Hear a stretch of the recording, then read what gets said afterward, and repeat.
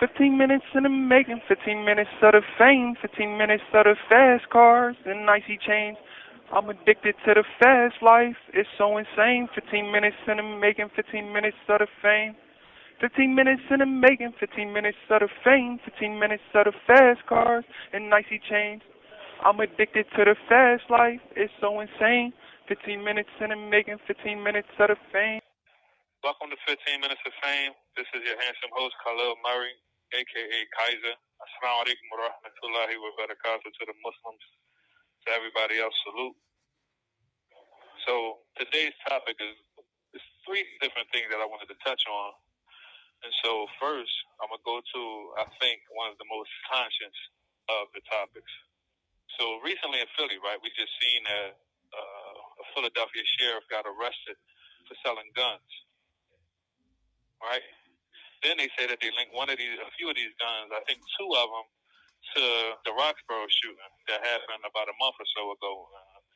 When a little young boy, the teenager, got killed with the other teenager shooting at him. So they showed the sheriff, right, and they showed that whoever he was selling these guns to in exchange for these other guns, they showed him receiving cash or whatever. You know what I'm saying? So we see that. Now, here's the thing that I wanted to point out to this is because a lot of people right now with the commercials that you see in Philly, where they showing these commercials when they stop the insanity, and they showing a lot of these different clippings of, lawlessness and drama and crazy stuff going on in the city. People doing carjackings, shootings, killings, and robberies and all of that kind of stuff. And we know that is wild. Like there's no escaping or no way that a person right now living in America can't see, probably in any other state where they might see that there's a lot of crazy stuff going on right now in the world. And it don't matter if you're in the streets involved with criminal activities or not. You know what I'm saying? Just a person minding their business who goes a 9-to-5 worker, blue collar worker, you know what I'm saying, a senior citizen. You know what I'm saying? It don't matter who you are, a mother with their child. It don't matter who you are right now. We see that people are getting targeted and stuff is happening. Kids in school, right? But the thing I wanted to point out about this is that how the DA, Larry Krasner in Philly, they keep targeting him, and now they got to move to try to impeach him from Philly because they're saying it's because of him that this lawlessness and this drama is going on. And it's not true. Because if you step back and you look at it, it wouldn't matter who was in that DA's office. The crimes is going to continue to happen, and the people that's out there doing the wild stuff is going to continue doing what they're doing because these are teenagers and these at-risk youth that's doing a lot of this stuff. So when they're saying, and stay with me, because I want you to perhaps pick this argument apart, think about it, process it, and consider it in the way that you might look at it and view the things when you see these commercials and you think about what they say is going on and who's to blame for it, right? This is a call from SCI, Phoenix State Correctional Institution. This call is subject to recording and monitoring. They are saying because of guys like Fetterman, who's on the commutation board, and wants to let, certain prisoners go and commute certain old heads in these prisons who've been away for 30, 40 plus years and stuff like that. Guys with life sentences who should have had third degree instead of first degree. Guys who are actually innocent of their cases that they're locked up for. You know what I'm saying? Then they're saying got people like Larry Krasner who's making the playing field even where there's no corruption going on in his system in the DA building, where they do things like hide evidence. You know what I'm saying? Beat up witnesses into coercing them into saying certain things that are untrue against defendants who then could potentially become found guilty of crimes that they're innocent of. This is what Larry Krasner doing. And so they're blaming Larry Krasner for this kind of stuff and saying he's letting people go. And because of these people coming home from prisons, these are the ones who's committing these crimes.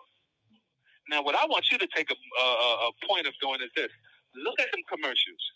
Tell me if you see any 50, 60, 70-year-old guys in those commercials running around carjacking people. That ain't who we seeing. We seeing kids. Come on, be honest. We're seeing kids doing this stuff. You're not seeing no 30, 40, 50, 60-year-old men doing this stuff. So when they're saying this is who is responsible. SCI, come on, Phoenix Becky. State Correctional Institution. This call is subject to recording. When they're saying it's because of him that these crimes are happening because he's letting guys come home, convicted felons and things like that. These guys that's coming home, you know what I'm saying, got more time in than those kids on the streets that's doing these crimes. So one don't go with the other. Don't have nothing to do with it. And I just wanted to point that out. And what's crazy about that is, with this sheriff who was just committing those crimes, and they said they locked him up, they filed some federal charges against him, right? You don't see the police department and the FOP standing up and saying nothing about it. Now, when you see black people and black men and people of color and all of that kind of stuff committing these crimes, you always see the police department and these families, police officers and stuff like that coming out against life present. But what about one of y'all own?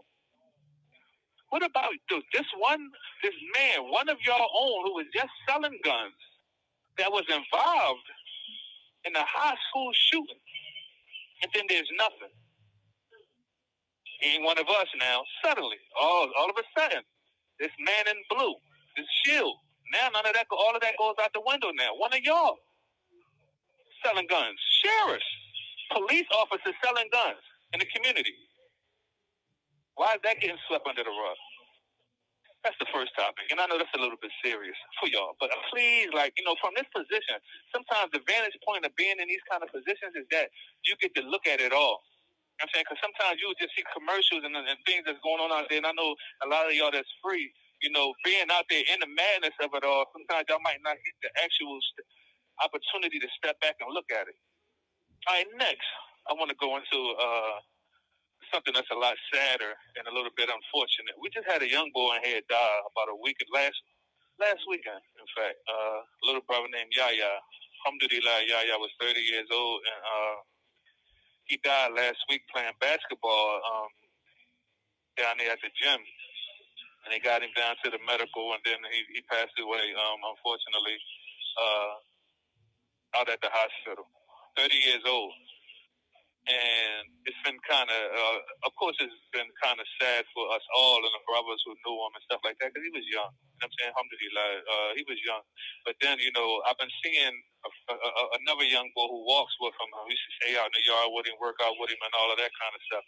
And I was out in the yard yesterday, and I seen a little brother. And every time I see him, I try to speak to him, of course, because I know him. I know this little brother. And his name is Bird. And Bird lost his companion. Yahya was his companion. A person that he dealt with and spent a lot of his time with, and he loved him a lot, and that was evident. But walking around the track and seeing him, with his head down and stuff like that, is something. And just being in these prisons, man, and just seeing a lot of dudes losing their lives for, from Allah we come to Allah we return. Death is all around us, and things happen, and people can go suddenly, and you never know. And, things can happen, and it's about your affairs and having your affairs in order, whether it's a will, whether it's, dealing with the people that you deal with and things like that, and how you remember them and their memories.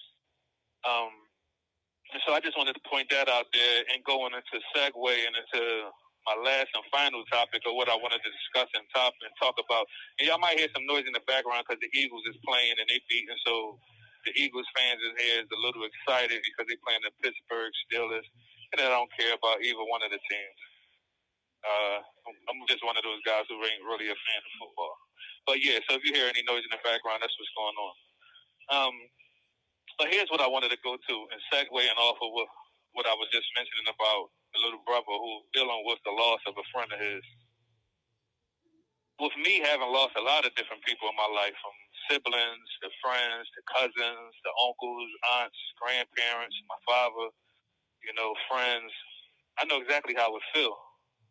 And sometimes we go through these depressions when we lose our people, and our loved ones, and it can put us in a space where it's probably hard to dig yourself out of it. And you probably don't know how to dig yourself out of it. And sometimes it ain't always the death of a loved one that pulls you in this space. It can be the loss of your job. It can be, the breakup in a relationship. You know what I'm saying? It can be the breakup in, something that's going on with your life, or things ain't going your way and stuff like that. And there's so many different things that can pull you in a dark direction. And for us as people, I wanted to just tell y'all what I do and just give y'all some advice, because I believe y'all heard me say this a few times in other episodes and different times when I post on social media about plugging into me. And I say plugging into me because, listen, one thing I know and feel in my heart is that ambition, sometimes it ain't going to always be in your attitude when you wake up every morning. It's not. You know what I'm saying? We're human. We're going to have our ups and our downs. The thing about when you're having your ups, you got to remember your downs, because the downs is inevitable and they're going to come. But the thing that you got to do when you're ups, and I'm saying you got to do, because this ain't just a suggestion. I'm telling you, you got to remember your downs, because the downs are going to come. The rain going to come. There's going to be those times that's going to come where everything ain't going to go your way. And if you remember that when you are up, it'll help you prepare for when you're down. If you save a little bit of money when you up, you'll be okay when you're down, when the money get tight. If you take care of your health when you up, you'll be okay when everybody else is sick around you. This is why it's good to eat right. It's good to exercise, and it's good to do certain things. You know what I'm saying? There's certain things that you have to do when you up to prepare for when that down comes, because you know it's going to come. It's like how I say, like when the water comes and you drown it. And I always use the terminology of treading water. Most of us know as swimmers what treading water is. It's when you're not swimming, but you're staying still and you're using a lot of leg power to keep your head above water. And a lot of swimmers do this to rest when they swim in great lengths. You know what I'm saying? And they get exhausted and all that kind of stuff. Waves crashing over your head and all that kind of stuff. You tread in water until you can get the energy back in your shoulders to continue on. Well, here's the thing. In that, keeping your head above water, because that's my thing. Be like a shark fin. Stay above water. Don't drown, and rely on whatever gets you through your hard times. Remember what got you through those last hard times. Have a list. How you felt when your son was born? When those doctors handed your child over to you? How you felt when you got that promotion at your job? What did that do to your determination and your power and your admiration and just yourself? Not what other people thought about you, but how you felt about yourself when you looked in the mirror. When you got that raise, when you got that new car, when you bought your first house, when you walked into your first apartment by yourself with nobody with you. You know your accomplishments. And you know what helps you get through those times and those situations. And that's what you got to remember. And that's your energy. That's what you got to dig into. If you got to get away from everybody for a moment and sit still and remember what it was and why you doing what you're doing. Sometimes you got to think about the people that ain't here no more. Sometimes you got to think about the things in your life that you want. Then it comes down to how bad do you want it? And you can always plug into me. You can listen to any episode that I ever do, and you can plug into me. You can send me messages on social media. I'm going to give you something to think about. Because one thing I feel, dying is the only time we ain't going to have energy to do what we want to do on a daily basis. After that, it's no more working. You're done. That's it. But until that moment comes, you have what you need to have inside of you, that discipline, that motivation, that encouragement, that ambition. It's in you.